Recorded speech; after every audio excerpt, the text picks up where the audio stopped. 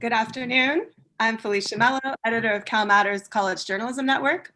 And I want to thank all of you for joining us for CalMatters' third Back to School Town Hall, where we're exploring what a California State University education will look like this fall.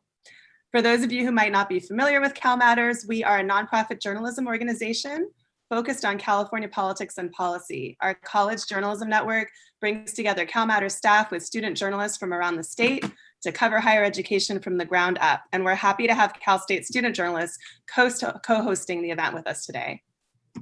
Cal State Chancellor Tim White is here to answer all of your questions about the upcoming school year. Chancellor, thank you for joining us. Nice to see you, Felicia. Happy to be here. Happy new school year. The Chancellor is also joined by CSU Executive Vice Chancellor and Chief Financial Officer Steve Relier, and Lolo Hong, Associate Vice Chancellor for Student Affairs and Enrollment Management. Thanks to both of you for being here as well. We also want to thank the College Futures Foundation and the Walter S. Johnson Foundation for sponsoring this event.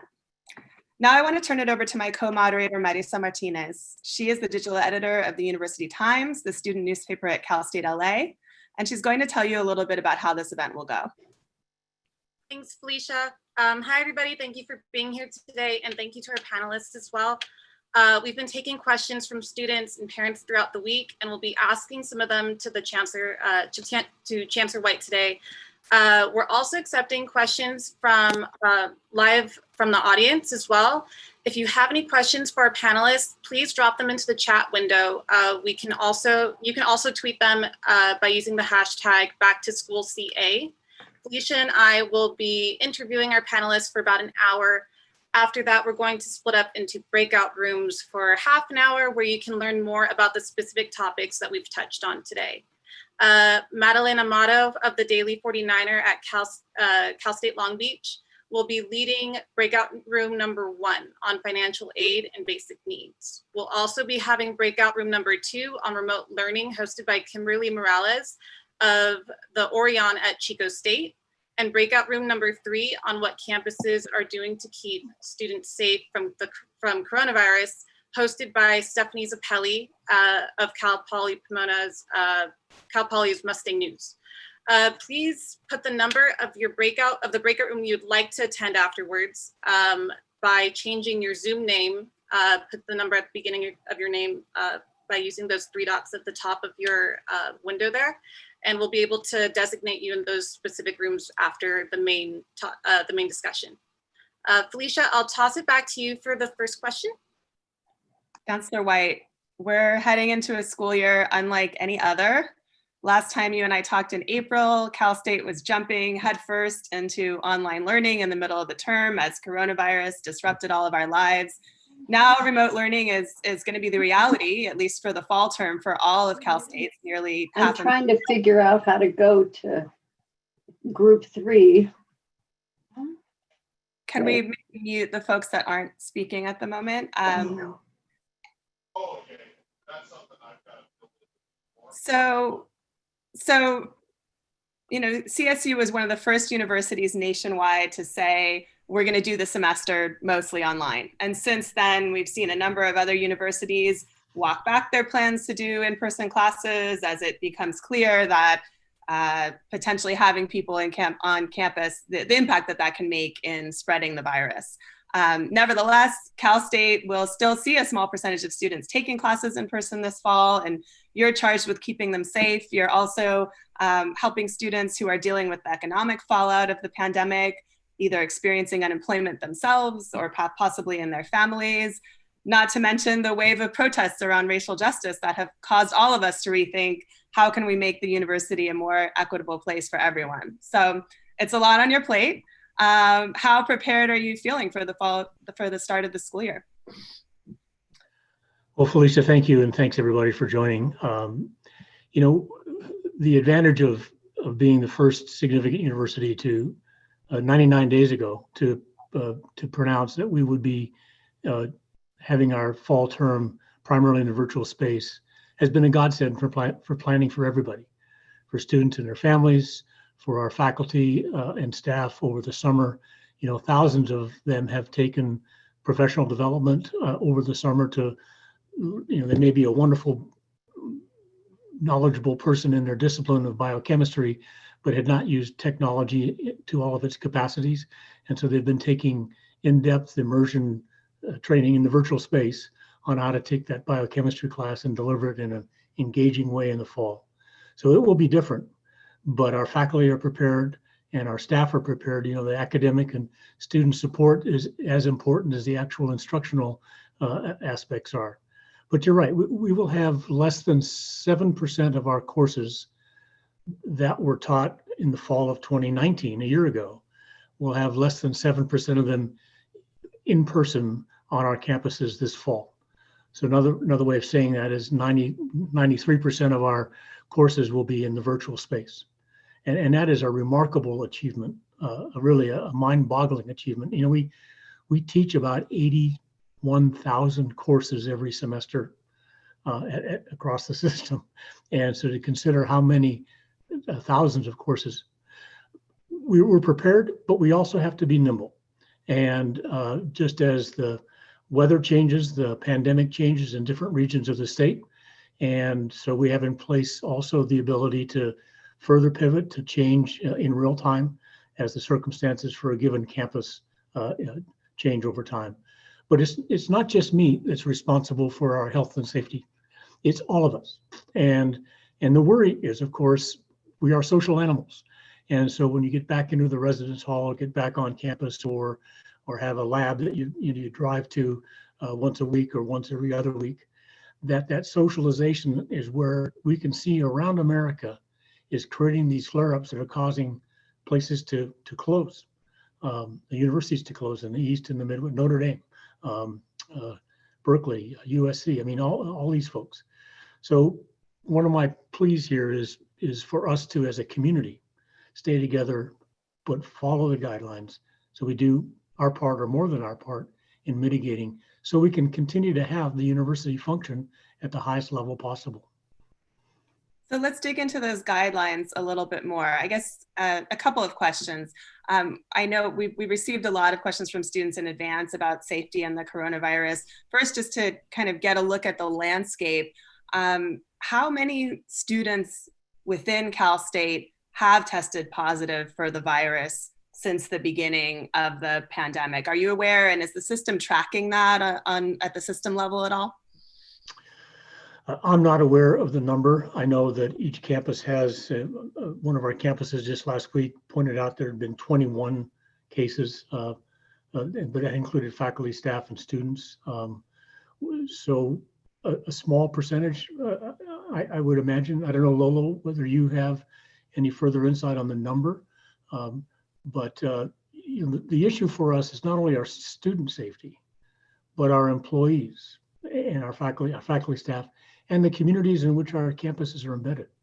And so we're concerned about health across the board, and minimizing is never zero risk, but it's minimizing the risk going forward. Lolo, any idea on numbers? Chancellor White, we do not actually have an accurate or complete picture of the total number of reported COVID-19 infections affecting our students, staff, and faculty, in part because testing can happen in many places. So we would only be aware in situations where our campuses are the ones who are administering and tracking the testing. So at this point, we wouldn't have a complete number. Our local public health departments would have the most accurate. But they probably aren't keeping track of who's a student or who's an employee. Right. Yeah. And the good news is, you know, we've had skeleton crews on the campus since March.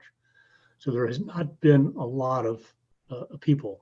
And so even if, you're making this up, even if 5% of them were infected, it's still a much smaller number than if we were, you know, half a million strong as we normally would be. For those 7% of classes that will be in person, and for the students that are living on campus, what are you doing to keep those students safe from contracting the virus? Yeah, great question. So very important. So in the residence halls, we're across the system, we're less than 50% of capacity. And unless it's a big, large room, they're almost all singles. But some of the newer residence halls have rooms that are sort of 250, 300 square feet. And in that case, the beds can be kept 6 feet apart. They may put plexiglass to separate them, sleep head to toe, those public health guidelines parameters. In the learning spaces, which are laboratories, studios for the arts, healthcare, mannequin simulators for the Cal Maritime, architecture barns for those who are building big things in their architecture programs, et cetera. There they will be spaced. They will be masked. There will be cleaning protocols for lab benches and equipment that gets used by different people very thoroughly during the course of the day. So when I'm done doing my experiment, a staff member will clean the space before the next student comes in, things of that nature. If a lab typically would have, say, 20 seats in it, and students should realize that this year it's going to have 5 people in there, not 20, and they'll be spread out. And so from a cost perspective, for us to get 20 students through a lab, we have to teach it 4 times in order to get the same number of students through. So this there's been remarkable detailed thinking at the campus level. We've reviewed things, and Lolo and Steve have been part of that review team at the granular level. And ultimately, I had to approve their academic plan and their housing plan and their intercollegiate athletic plan. And only after a lot of back and forth have we approved the plans across the system. And they vary. They vary based on the geography of the campus.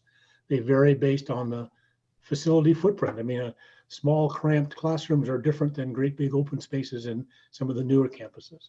And so there is variability that something cannot happen on one campus and might be happening on another campus. Lolo, Steve, is there anything else I missed on the safety and health side for those students that are actually going to be taking courses on campus? I think you hit all the main points, Chancellor White. That in terms of the variability that you were just commenting on from campus to campus, another big factor that will affect our campuses differentially is, the nature of what the virus is doing in the region of California that they sit in, and how the local public health department is interpreting the changing guidelines. So we'll see quite a lot of difference depending on where the campus is located and whose health department where their jurisdiction lies. They might have different guidelines in terms of how people interact and how many students will be on the campus.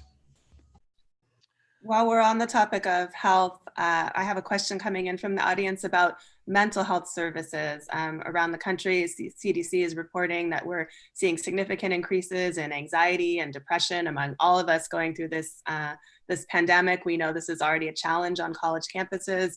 What kind of additional support is CSU providing to its students who are struggling with mental health issues? Yeah, I'll ask Lolo to comment on some of the specifics in just a second, but you're absolutely correct. And in fact, I had in June, I brought together the leaders of the campuses, and we had a 2-day session on what I called human factors. Rather than mental health, I wanted to use a word that described for employees and for students and for communities alike is, to your point, the depression, worry, anxiety, stress, all coupled with economic stress, and in many cases, racial stress as well. So we've kept open our health centers, although most of it's done through telemedicine and referrals. But Lolo will go through some of the other specific add-ons that we've done in anticipation of increased need here in the balance of this calendar year. Lolo? Chancellor White, I think you mentioned probably the primary shift that we made to accommodate student needs. So just as instruction pivoted last spring to primarily virtual and remote modalities, many student services did that as well. And certainly our mental health counselors engaged in that same pivot as well. And so telehealth there are certain issues related to privacy, confidentiality, legal issues, example, are all related. And so one of the things that we did in the Chancellor's office was to work with the 23 campuses to make sure that we clarified those questions and make sure that we could provide those services to our students with minimal interruption during the spring. As we looked ahead to the fall, the advantage of knowing earlier about our plans to go primarily virtual and remote is it allowed our student services to plan ahead as well. So we are again also providing training in addition to faculty getting training about instruction, is our staff are also getting training about how to best engage students in outreach. And so I think all of the campuses are making sure that all offices are prepared to make for students. So perhaps a student may reach out because of financial concerns, but indicate that there might be some emotional distress. The campus is being trained to make sure that staff make referrals to the on-campus mental health services. And right now we're researching if it's possible to secure a third-party vendor who could potentially provide services for students for more extended hours, so that if there's a question that they may have. Some of our campuses, for example, have access to crisis hotlines 24/7. We want to be able to provide more of those kinds of services as we move into the next academic year, knowing that as the pandemic continues to drag out, as the racial strife continues to be a presence in our society, those are two big stressors, along with the financial stressors that our communities are experiencing. So we want to be there for our students.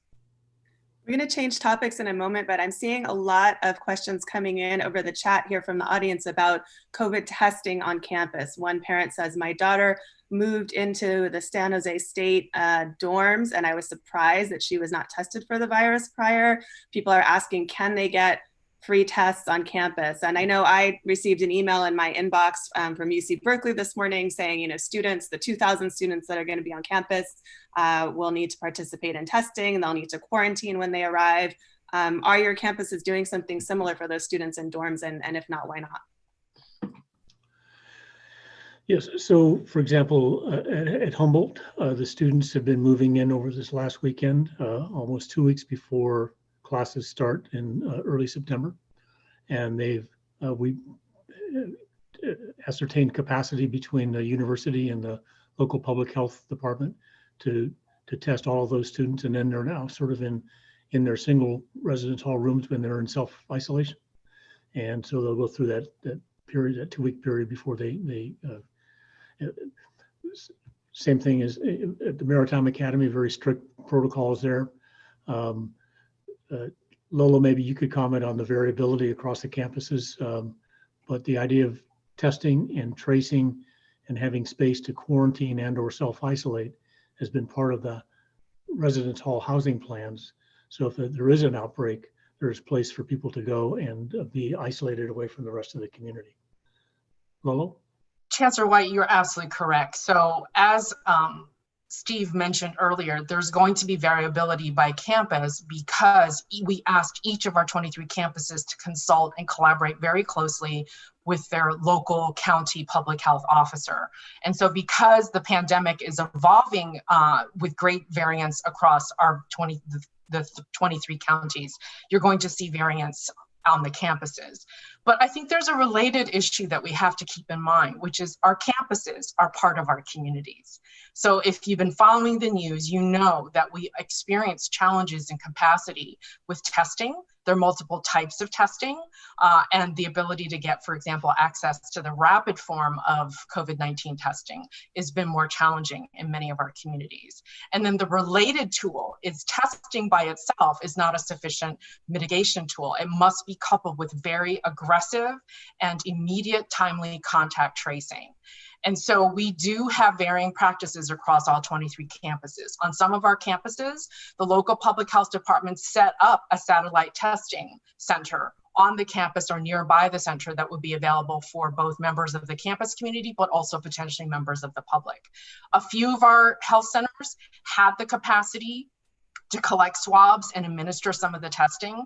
Most of our campuses are having to send students to either external sites in the local community or working with third-party labs, et cetera. So there are many, many different models that we're approaching it. I did see a question in the chat about concern if students are entering campus and not getting tested. I think it's important that the greatest tools that we have to combating this are maintaining social distancing, using face coverings, practicing consistent and very rigorous hand hygiene and other forms of public health etiquette. Testing by itself upon entry will not be enough to mitigate infection. And so, for example, the CDC is not recommending at this time automatic across the board testing for all students who are coming to campus. If campuses have the resources, we certainly support them doing it, but it's far more important to educate and encourage those practices that we can each participate in to reduce the likelihood of infection. So again, I would encourage students and their families to consult with their particular campus to see what their health protocols will be for the fall, but they will be established and rigorous and unique and sensitive to the context of the local community. We'll pick up more on this on the COVID-19 breakout room. Marisa, over to you. Yes, so I have a question about enrollment. At San Francisco State, enrollment is down and the campus has recently decided to allow community college students to transfer after taking just 2 classes instead of the 2-year courses, 2 years of courses that is usually required. What kinds of enrollment changes are you seeing on other campuses this year? And do you expect any others to do what SF State has done? Yep. Thank you, Marisa. Great question. So first of all, so let's go back to the pre-COVID time. So last year, our enrollments across the university, 480,000 plus students, were about 5% more than the state was actually funding. So in some respects, we've been over-enrolled historically because of our mission and our desire to serve as many as we can. When we look at the numbers that are emerging for this fall, it's still too early to give you a definitive answer because until people have actually shown up virtually and are enrolled, we won't know those numbers for another month or so, 6 weeks probably. I would say that the numbers this year will be a little bit less across the system than they were last year. Some campuses have more students and some campuses have fewer students. And we've overall seen, again, nothing to do with COVID, over the last several years, we've seen an increasing demand for space in the Central and Southern California campuses and lesser expectations in the Northern California campuses. And whether COVID accelerates that kind of geographical shift in any meaningful way is yet to be determined.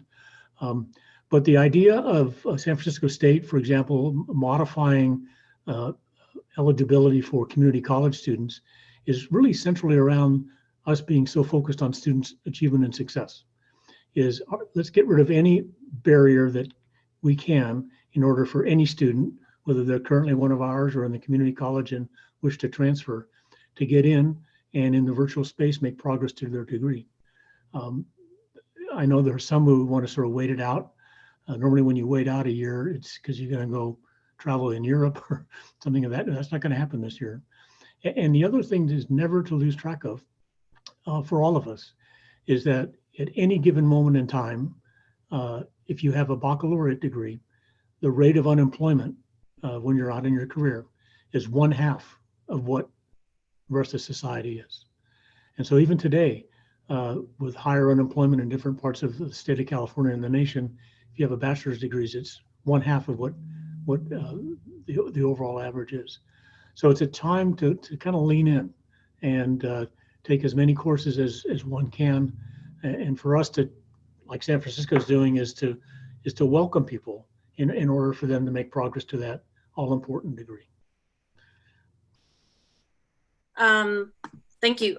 Moving on to remote education, as reporters, we've heard a lot from students about what it was like to adjust to online education in the spring, and it was the results were a bit mixed. Many students felt like they had trouble engaging in their classes, and learned less than they had in previous semesters. What has Cal State done to improve the quality of online education for the 2021 school year? Yeah, so I'm going to turn to Steve in a minute just to talk a little bit about the business side of your question. But from you're right. I mean, the pivot back in March was done in the course of 2.5 weeks, and in most campuses shut down for 3 or 4 days and just figured out, boy, what do we have to do with our grading policy? What do we have to do with our testing policy, and how do we finish the term out? It was an amazing feat that we did it, and as successfully as we did.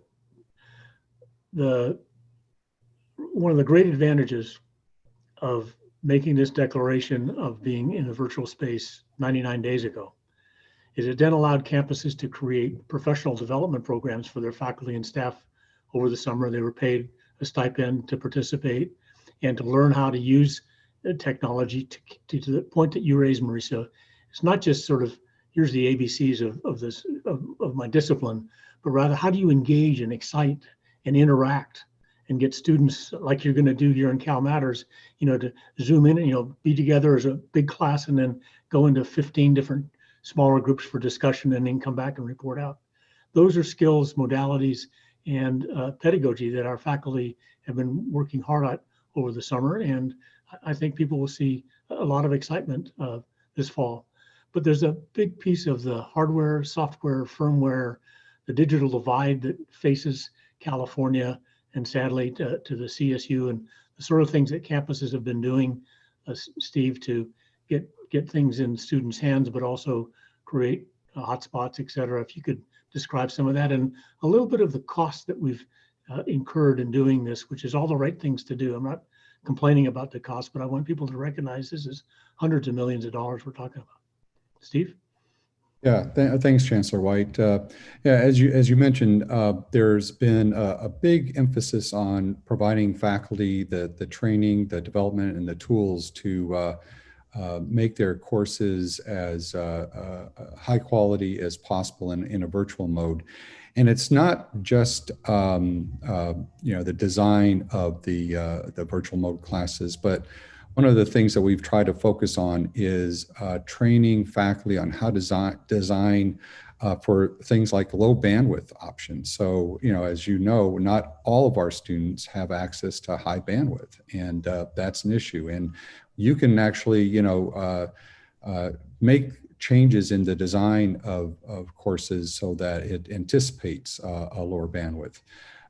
One of the things that the vast majority of our campuses have done is turned parking areas, which of course, when you're in the mode that we're in right now, are very underutilized, but turning those into mega Wi-Fi hotspots so that CSU students can get on the campus if they need to. If there's something where they don't have access either at home or elsewhere, they can actually drive to a mega Wi-Fi hotspot that's located in a CSU campus parking lot.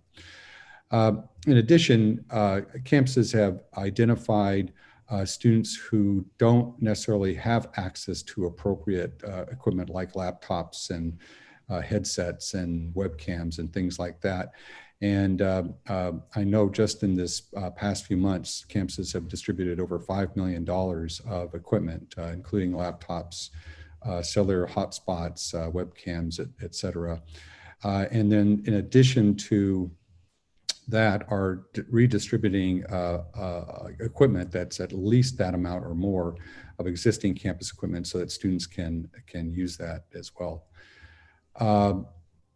I guess the other thing I would say is that it's been quite gratifying to see how the faculty in particular have really dove into this and really have put in a lot of time and effort to ensure that the online experience is as high a quality experience as possible. And our students have done a great job too, adapting to this. I think I have a personal story, which is a son of mine just graduated from college, and he just got his first job after probably 100 different interviews, finally landed a job. He's really excited, But he's been, of course, doing virtual learning in his spot, and the company that just hired him said, well, guess what? You're going to be virtually remote for at least the next year.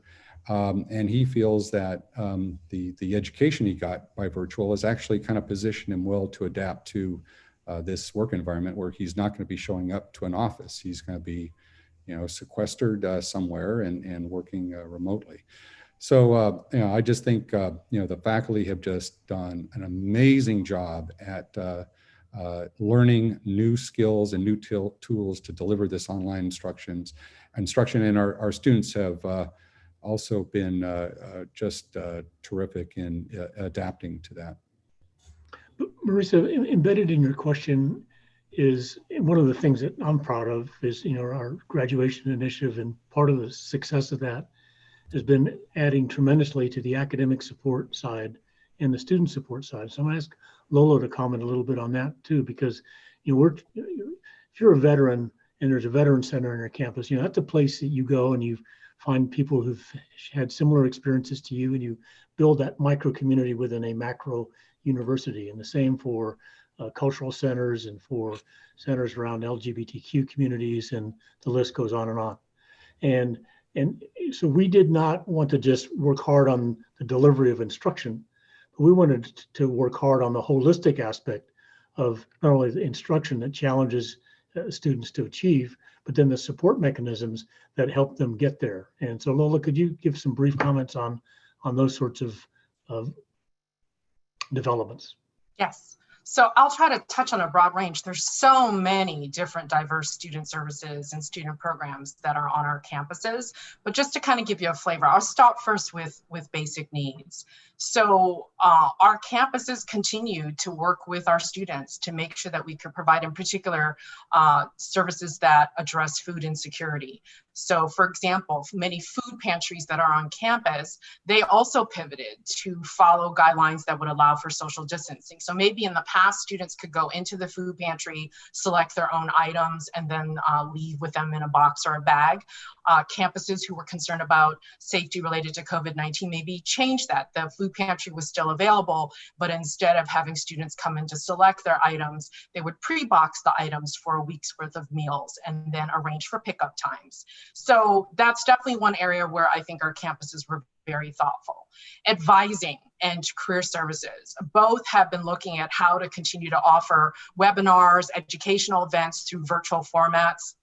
For example, our career counselors are looking at how can they host job fairs and other career services to large groups using existing Zoom technology that would be creative and still engaging and still provide those opportunities for our students.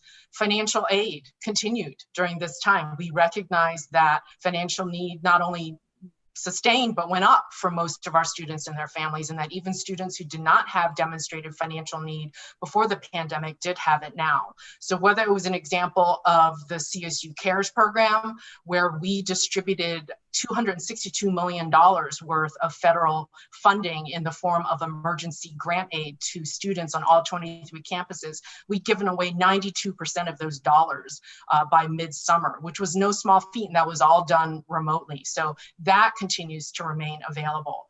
I know, for example, concerns about opportunities for recreation. I know many campuses either ramped up their existing esports offerings, or they use this opportunity to launch esports as a way to build online communities, engage students through that format, and leverage the technology. So, and again, we mentioned earlier, student health services and mental health services shifting and pivoting to the online format. Our student life directors are working with our student organization leaders to continue to help them stay around and remain engaged, because even in this environment, if they can't necessarily hold their in-person events, we want to make sure that they still have an opportunity to practice their leadership skills, to be able to participate in fundraising events, and to build community. There were lots of discussions about how to engage and recruit the first-time freshmen that are entering this fall. So we do acknowledge, just as in instruction, there were challenges, but there were also opportunities, because we're also seeing that there are students who perhaps didn't participate in events in the past because they couldn't access them physically because of schedules and time. We're now seeing students who are participating in online events for the first time and showing up for activities that may not have had the chance to do so before. So we're trying to, again, be responsive to the new context and do what we can to work with students to make sure that we can provide those vital services to them. Lolo, thanks so much. And I appreciate you running down some of the services that are still available. We are getting a lot of questions from students feeling like services they relied on in the past are, either not as accessible or just sort of inherently inaccessible because they're not on campus. And there's been a lot of concern about the fees that are being charged for those services. We have a question here from audience member Faith Garcia. Do you plan to lead the universities in canceling student fees that are unavailable to students during a pandemic, such as ASI fees, athletic fees, lab fees, student union, and more? And we know that there's been a lawsuit about some students sued for being charged for these fees during the spring. What's the status of that lawsuit, and will there be any changes to campus fees this year due to the pandemic?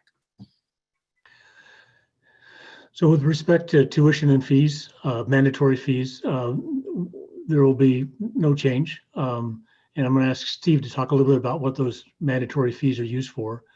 The tuition dollars that we use are pay for roughly half of the cost of operating the university, and well over 85% of our total costs are for faculty and staff.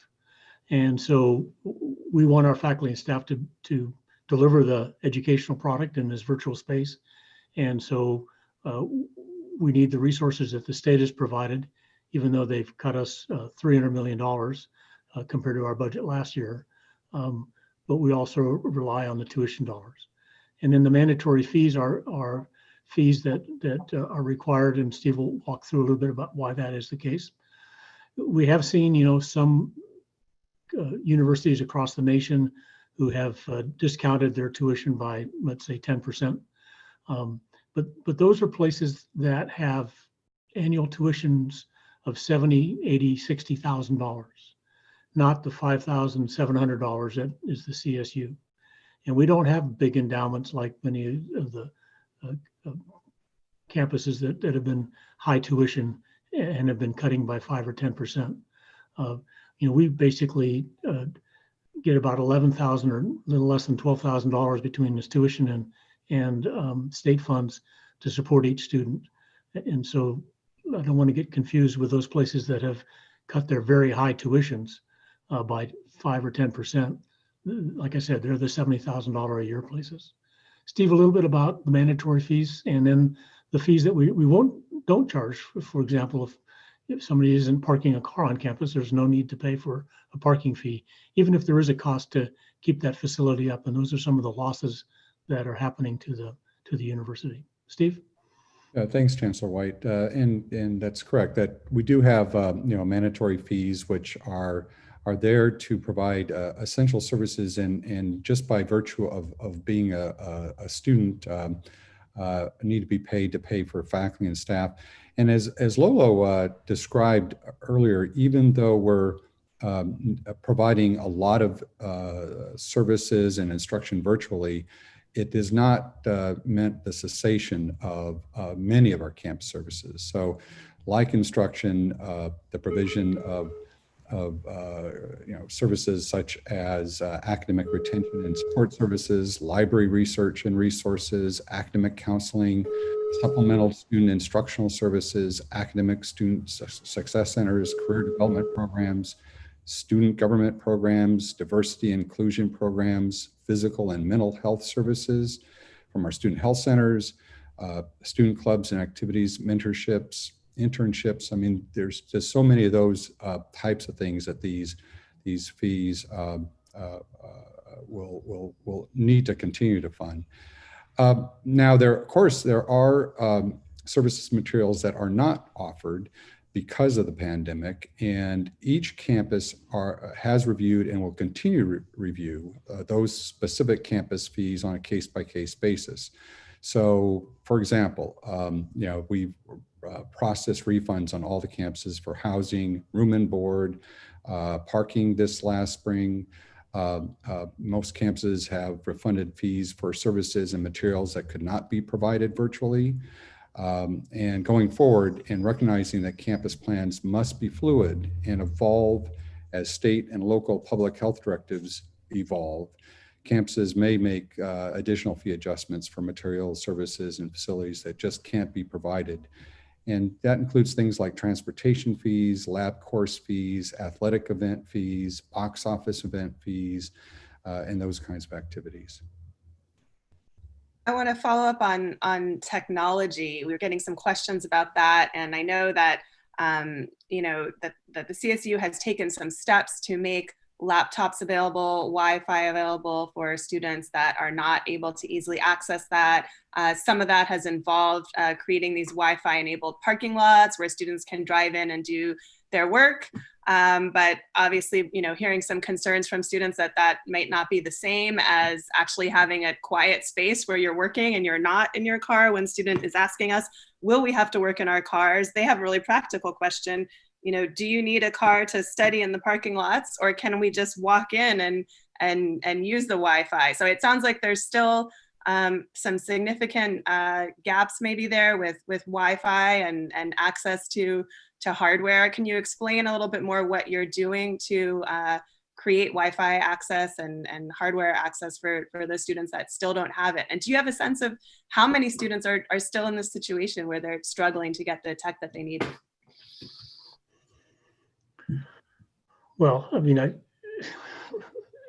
in the state that prides itself on being at the cutting edge of innovation, for us to still have a digital divide in this state is quite frankly just unacceptable.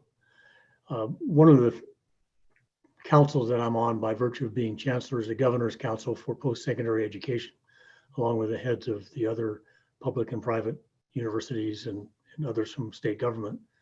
And we've made as one of our number one requests to the governor is to work on getting broadband for all. That's not going to solve the problem this week as classes are starting. And when a student is having difficulty connecting for whatever reason, we need her to raise her hand and get a hold of her faculty member or the department chair or the dean of students and say, I'm having this difficulty, help me find a solution to my difficulty. We don't have enough to cover everything. We're making great progress, but I know there's going to be some students who are going to feel, regrettably, that they can't access what they're trying to access. But we need them to get a hold of somebody so we can find a solution. We try and do personalized education at scale in the CSU, but if we don't know there's a problem, we can't help work with that student to find a solution. But there's been in the CARES program, a lot of those dollars that students received, and those awards, ranged anywhere from $500 to over $5,000. Part of the use of those dollars was to purchase appropriate hardware and software. We will continue, we are working hard in Washington, D.C. to get another relief package made to us and administered like the last one was, which will help students have more emergency grant money, but also have the university have the ability to buy and loan some of this equipment that is so necessary. But if somebody lives in an area that doesn't have good bandwidth or a overcrowded residence with multiple generations and no private place to study, we need to be able to get them to another place so they can do their studies. And I agree, a car is not the best place, but it's better than no place. Lola, could you talk a little bit about the plans for this fall of continuing to enhance our students' access to and minimizing this digital divide? Yes. So Chancellor White, I want to first of all highlight one thing that you said, which is definitely if students are experiencing challenges, the recently shared guidelines that came from the California Department of Public Health that institutions of higher education should be following as they plan and deliver instruction, other services for this fall. One of the things that every institution must have is a COVID-19 coordinator. And so that is designed to be someone on campus, and the campus should designate a person and publicize that information. So be sure that you direct your concerns and questions of this. Anything related to COVID-19 impact should go to that individual. So if you're having difficulty, or like a question, can I access the Wi-Fi by walking up if I'm not in a car? That's who that individual is supposed to be for each campus. But the second thing that I also wanted to share is, particularly with the digital divide, Basic Needs is an important new program. It's been established in recent years in the Chancellor's office, and we still have many places in which we could go to expand our services. But one of the things we've done is we've included access to reliable technology as part of our basic needs. Because if you're a college student, yes, food security is important, housing security is important, but we now see that technology security is also going to be important. So we're raising that. So one resources that I wanted to highlight is, in addition to the more systemic solutions that Chancellor White mentioned, is that to not forget that we have crisis fund programs on many campuses. So for most students, they can access this typically through a Dean of Students office and maybe through a basic needs coordinator. But I would say for sure you won't go wrong going to your Dean of Students office. We know that many campuses reported that donations to their crisis funds went up during this time, because people recognize that there are challenges that our students are facing and they like to be part of the solution.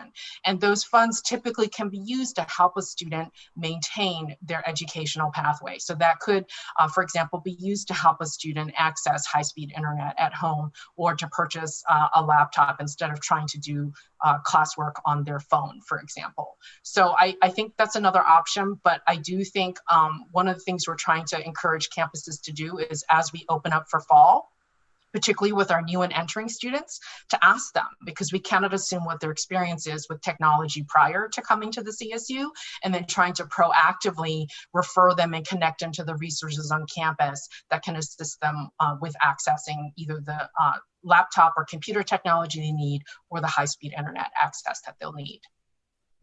We are just getting a flood of audience questions. I want to thank you all for your questions, and thank you for your patience as we try to get to as many of them as possible.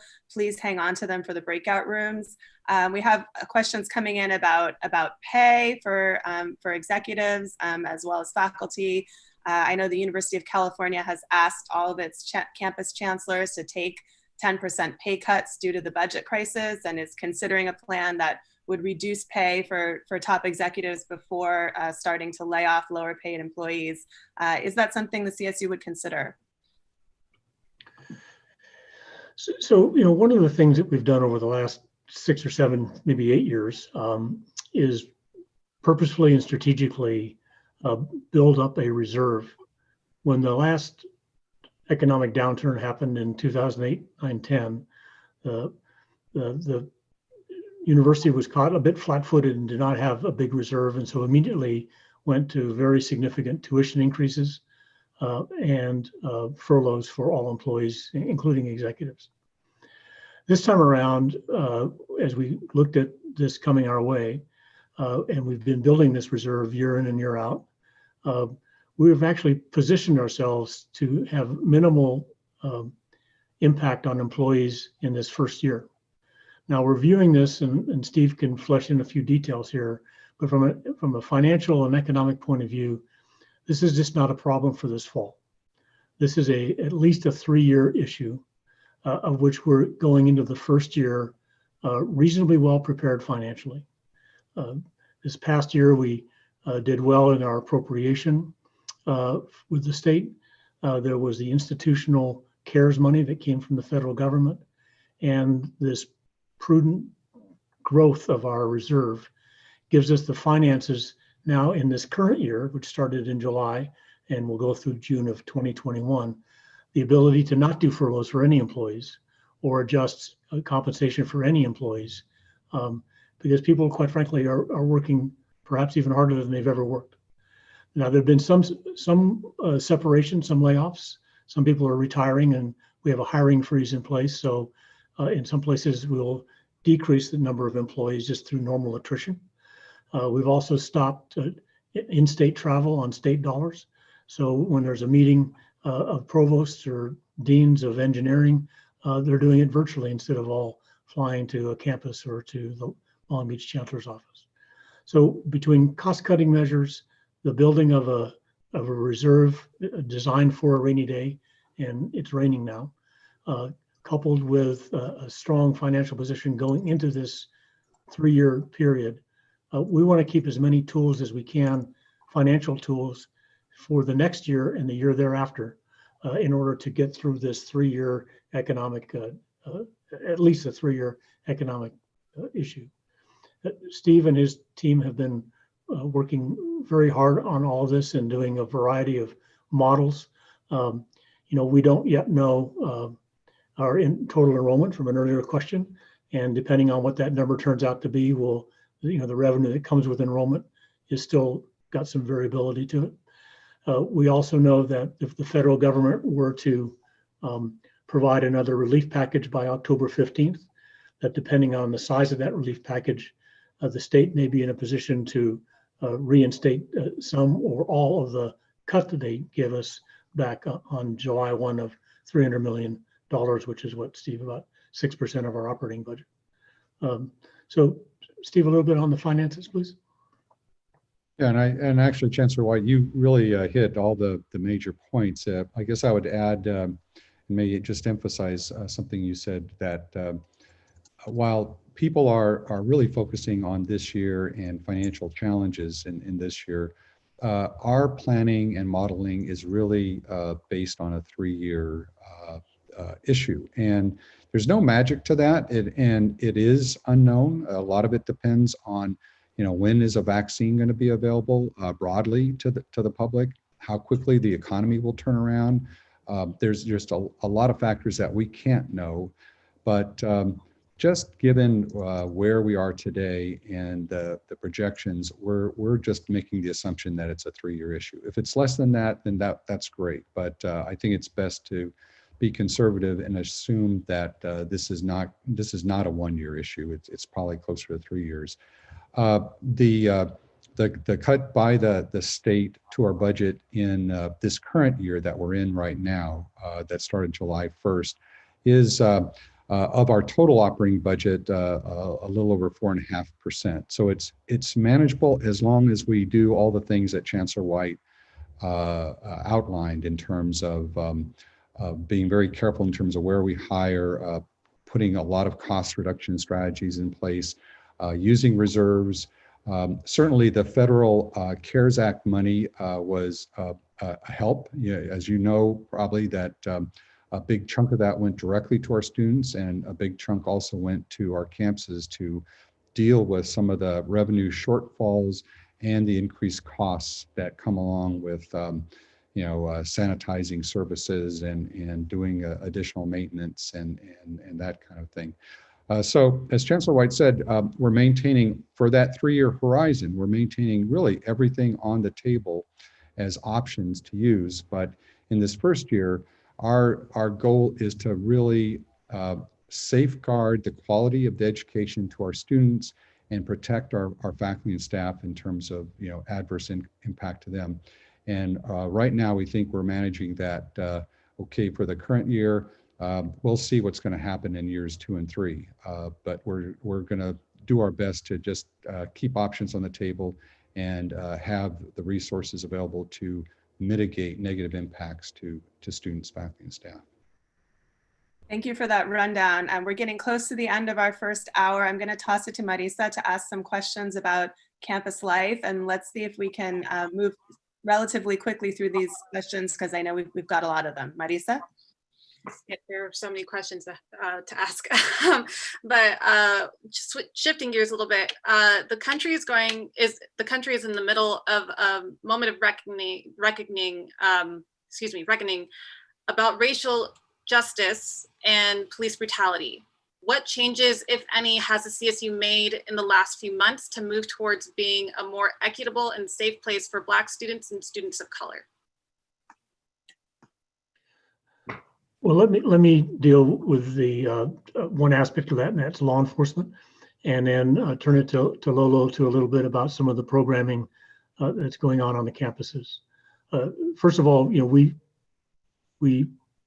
endeavor on a daily basis. We pride ourselves on being inclusive and celebrating the diversity that we have from a racial, ethnic, age, all of the perspectives that characterize the human state.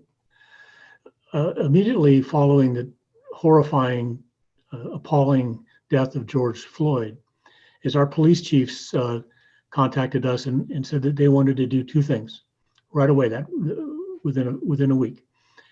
One is to, and the police have rarely had to use this in law enforcement moments, but the carotid control technique, that the so-called chokehold, is to eliminate that from the protocols that a California State University law enforcement person would ever use under any circumstances. And we agreed with that, and so there'll be no training, there'll be no use of that at all. And like I said, it's only been used very rarely. The other aspect is a commitment to President Obama's 21st century policing policy, which really focuses on how to de-escalate tough moments, how to be more involved in community policing, and to be a presence, a supportive presence. And our police now are doing training along those lines. So just on the law enforcement side, there was an immediate response. But more importantly, I think in our academic areas, such as in social work or in criminal justice, I know that a lot of the faculty will be adjusting the courses and dealing with some of these issues there as well. We're on record to support the removal of Prop 209, and which will get rid of our inability to use race and ethnicity and gender as one of our criteria by which we give awards to students and recognize them and admit them. But there's a lot going on at the student affairs side as well. Again, all around this issue of desiring to be inclusive, but also having the courage in our courses and in our extracurricular activities to have discussions about this moment, to take on this issue of racism writ large and racist policing activities. And unfortunately, we're in a time also of a national election. And we know that one of the people that's going to be running for the presidency is very good about fueling racist conversations across America. Just look what has happened since Kamala became the vice presidential pick.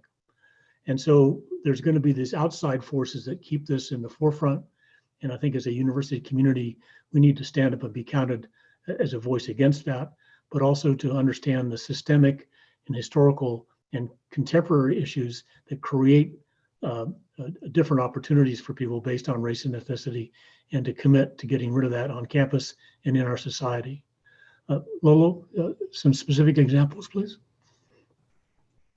Yes, I want to maybe, so first I want to say that this is something we will need to continue to have in the forefront and be front and center of our work. The death of George Floyd highlighted what has already been an ongoing problem. So I think that's important that we acknowledge that this is systemic, it's sustained, it's historical, and it's deeply ingrained in so many of our institutions, including our own institution of higher education. So I wanted to share two fronts. One is the curricular front. Part of our efforts to help maximize our success in pivoting to online and remote instruction included, as we provided training for how to use the online technology, to leverage our time that we are now in as a country to then also raise the discussion about equity, and that we need to improve instruction from that perspective as well. That was always important, but I think now there's a willingness and a readiness to really embrace and offer a broad range of offerings around training and professional development at this time. So I know that for many of our campuses, their teaching and learning institutes incorporated some aspect of how to make sure that we address equity inclusion in the classroom. So whether it was about workshops on unconscious bias, to actually how to create pedagogy that is more multicultural and inclusive in that perspective. I want to be clear that training in itself doesn't change the problem, but it is an important first step to seed those conversations and create that situational awareness. The other area is in the co-curricular experience. And so, for example, the campus senior diversity officers have been talking about how do we address that conflict and that challenge of reconciling the need to honor First Amendment rights, but speak up against incidents of sexism, racism, whether it's communication, action, or behavior. How can we exercise our collective voices and individual voices to more effectively combat discrimination on our campuses? So that's one topic. Two, for example, the vice presidents for student affairs meet on a weekly basis, and we have talked nonstop about how we can shift our commitments from just making statements, but to actually making changes. So one thing is, could we set up focused dialogues that look specifically at anti-Black racism and anti-Black violence, and how to deconstruct how Black identities are built and seen and regarded across the CSU campuses, for example, to how we can institute a series of leadership development, capacity building workshops and opportunities. So the need was always there, and the time, both pandemics, I think, have renewed energy in some cases, but I want to emphasize that we have got to continue and keep this front and center and not lose the momentum from this spring and focus in this area. So I just wanted to share that, again, from the instructional side and the co-curricular side, there are efforts to make sure that we engage in conversations about what will make a difference and really create that change to close our equity gap for students. Well, I have a million follow-ups, and I'm sure so do the people watching in the audience, but it is 1 o'clock and we have to wrap this section of the event. I want to thank Chancellor White, Steve Relier, and Lolo Hong. Thank you so much for being with us. And thanks also to my co-moderator, Marisa Martinez of the University Times. We're now going to move to breakout rooms. Before we move, I just want to say, I know we're seeing questions in the chat about, could this have been structured better to have more time with the chancellor, or can the chancellor join us in the breakout rooms? Unfortunately, we do have to complete this section now, but we hear you. It's a challenge organizing this event. We're always trying to make them better and more accessible for our audience. So we will keep that in mind as we organize the next one. For now, please join us in the breakout rooms. And please add the number of the breakout room you want to attend to the beginning of your Zoom name, as it's showing here in the instructions, and our staff will move you into the room. Again, that's number 1 for financial aid and basic needs, number 2 for remote learning, and number 3 for COVID safety. Please be as patient as you can, as it may take us a few minutes for us to move you into the room. And I also just mentioned that the folks that are in these rooms are experts from Cal State and elsewhere. They will be speaking about their individual campuses. They may not know what's happening in the system as a whole, but they can speak to what's happening on their campuses and give tips. If you aren't able to stick around for the breakout rooms, thank you so much for joining us today. I also want to give a shout out again to our sponsors, the College Futures Foundation and the Walter S. Johnson Foundation, all the Cal State student media outlets who have helped us put together this event. Thank you to Madeline Beck and Eric Salgado at the State Hornet for live tweeting this event. And for more higher education coverage, please follow us, go to calmatters.org, follow us on Twitter at CalMatters. I'm Felicia Mello, editor of the CalMatters College Journalism Network, and we will see you in the breakout rooms.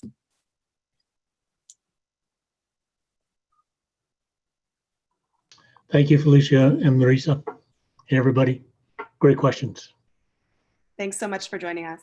Yeah, thank you all. Thank you.